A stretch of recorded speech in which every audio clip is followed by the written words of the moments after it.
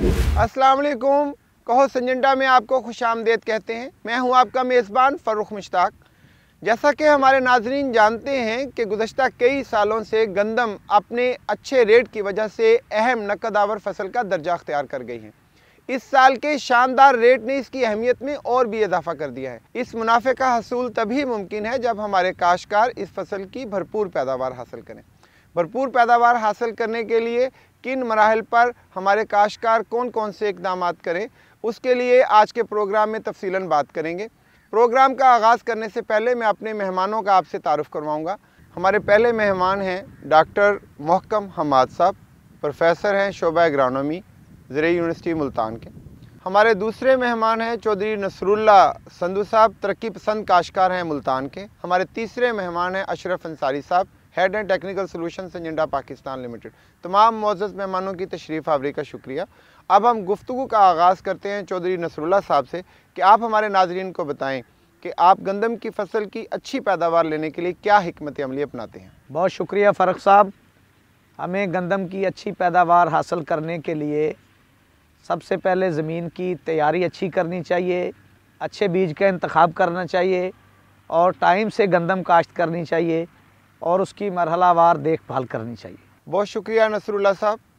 अब हमारे नाज़रीन ये जानना चाहेंगे कि गंदम की काश्त के दौरान आपको किन किन मसाइल का सामना करना पड़ता है। पहले मरहले में जड़ी बूटियाँ काफ़ी नुकसान करती हैं फसल का, और दूसरे मरहले में पैदावारी मरहले में रेस्ट और रत्ती का हमला है, ये काफ़ी नुकसान करता है। डॉक्टर साहब, आप हमारे नाज़रीन को बताएं कि गंदम की फसल की मरहलावार देखभाल के क्या फ़वाइद हैं। गंदम के 3 अहम मराहल हैं। पहला मरला गंदम का झाड़ बनाना है, दूसरा मरला गो बनाना है और तीसरा मरला जो है ना वो दाने की भराई है।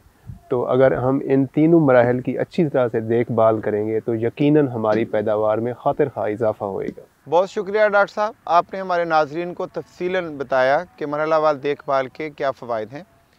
अशरफ अंसारी साहब, आप हमारे नाज़रीन को बताएं कि गंदम की फसल में कौन कौन सी जड़ी बूटियाँ होती हैं और उनके क्या नुकसान होते हैं। शुक्रिया फ़र्रुख साहब। गंदम में 2 किस्म की जड़ी बूटियाँ पाई जाती हैं, एक चौड़े पत्ते वाली और दूसरी नुकीले पत्ते वाली। इन दोनों जड़ी बूटियों का गंदम में मौजूदगी जो है वो पैदावार में खातिर खा कमी का बायस बनती है। अब हमारे नाज़रीन ये जानना चाहेंगे कि वो इन जड़ी बूटियों को मौसर तरीके से कैसे कंट्रोल कर सकते हैं। इनके कंट्रोल करने के लिए, क्योंकि ये दोनों एक ही खेत में इकट्ठी मौजूद होती हैं, तो हमें इसके कंट्रोल के लिए सिंजेंटा का एक प्रोडक्ट जो है एक्सियल प्लस अलाइमैक्स, दोनों का टैंक मिक्स जो है वो स्प्रे करने से दोनों जड़ी बूटियाँ एक ही वक्त पे ख़त्म हो जाती हैं और गंदम जो है वो अपनी बेहतरी की तरफ चली जाती है। डॉक्टर साहब, देखने में आया है कि पाकिस्तान के मुख्तलिफ़ इलाकों में मुख्तलिफ़ जड़ी बूटियों में क़ुव्वत मुदाफ़ियत पैदा हो रही है। आप हमारे नाज़रीन को बताएं कि इसकी क्या वजूहात हैं। गंदम में जड़ी बूटियों में क़ुव्वत मुदाफ़ियत के असबाब ये बनते हैं कि एक ही ग्रुप की स्प्रे बार बार करना या उस ग्रुप की स्प्रे अंडर डोज या हाई डोज़ में करना, तो ये क़ुव्वत मुदाफ़ियत के असबाब बनते हैं। इसके अलावा अगर ये गंदम में जड़ी बूटियाँ बच जाएँ तो अगले साल इनमें ज़्यादा क़ुव्वत मुदाफ़ियत होती है। अगर हम इन जड़ी बूटियों को प्रॉपरली कंट्रोल करेंगे तो उसका फ़ायदा ये होएगा कि हमारी यील्ड में खातिर खा इजाफा होएगा। अंसारी साहब, जिन इलाकों में इन जड़ी बूटियों में क़ुव्वत मुदाफ़ियत पैदा हो चुकी है, हमारे काश्तकार उन जड़ी बूटियों को कैसे कंट्रोल करें। फ़र्रुख साहब, आपने बड़ा अच्छा सवाल किया है। पिछले सालों में ये देखा गया है कि खेत में स्प्रे करने के बावजूद जड़ी बूटियां जो हैं, ख़ासकर दुम्बी सिट्टी खेत में मौजूद नज़र आई है। इसका मतलब ये है कि उनके अंदर क़ुव्वत मुदाफ़ियत पैदा हो चुकी थी, जो कि खेत में स्प्रे के बावजूद नज़र आती हैं। तो इसके तदारक के लिए ये पाकिस्तान में हर जगह पे नहीं है, पाकिस्तान के मुख्तलिफ़ इलाकों में है। जिन इलाकों में दुम्बी सिट्टी के ख़िलाफ़ क़ुव्वत मुदाफ़ियत आ चुकी है, वहाँ पर सिंजेंटा जो है अपने फार्मर्स को, अपने ज़िम्मेदार भाइयों को ये कहती है कि उसके कंट्रोल के लिए एक्सियल प्लस मेट्रिबुज़ीन का जो है टैंक मिक्स वो स्प्रे करें। जब वो उसका स्प्रे करेंगे तो जो क़ुव्वत मुदाफ़ियत वाली दुम्बी सिट्टी या दूसरी जड़ी बूटी जो है वो कंट्रोल हो जाएगी और गंदम आपकी बेहतर पैदावार की तरफ चली जाएगी। नसरुल्लाह साहब, आप हमारे नाज़रीन को बताएं कि गंदम की फसल के पैदावारी मरहले पर آپ کو کن کن مسائل کا سامنا کرنا پڑتا ہے؟ پیداواری مرحلے پر ریسٹ اور رتی کا اٹیک پیداوار کو خاطر خواہ نقصان پہنچاتا ہے، اور اسی مرحلے پر پودے کو غذائی ضرورت کی اشد ضرورت ہوتی ہے۔ ڈاکٹر صاحب، پاکستان کے اکثر علاقوں میں شدید بارشوں کی وجہ سے سیلابی صورتحال پیدا ہو گئی تھی۔ آپ ہمارے ناظرین کو بتائیں کہ ان علاقوں کے کاشتکار گندم کی فصل سے اچھی پیداوار لینے کے لیے کیا حکمت عملی اپنائیں؟ مونسون کی بارشوں اور سیلاب کی وجہ سے ہمارے کھیتوں میں موئسچر بڑھ گئی ہے، نمی کی شرح بڑھ گئی ہے، تو اب ہمیں جو گندم کو پانی دینا ہوئے گا تو وہ صورتحال دیکھ کے دینا ہوئے گا، اور فرٹیلائزر کا جو استعمال کرنا ہے وہ بھی اسی موئسچر اور صورتحال کو دیکھ کے کرنا ہوئے گا، تاکہ گندم اچھی نشوونما کرے اور ہم بہتر پیداوار حاصل کر سکیں۔ اگر پیداواری مرحلے پر رتی کا حملہ ہو جائے تو اس کے کیا نقصانات ہوتے ہیں؟ گندم میں اگر رسٹ یا رتی کا حملہ ہو جائے تو پیداوار میں خاطر خواہ کمی ہو جاتی ہے، اور ڈیفینیٹلی ہمیں معاشی نقصان کا سامنا کرنا پڑتا ہے۔ اس مرحلے پر بیماریوں کے تدارک اور پودے کی غذائی ضروریات کو پورا کرنے کے لیے ہمارے کاشتکار کیا کریں؟ پیداواری مرحلے پر جو سب سے بڑا ایشو جو ہے وہ آپ پچھلے سالوں میں دیکھنے میں آیا ہے، وہ ہے رسٹ یا رتی کا۔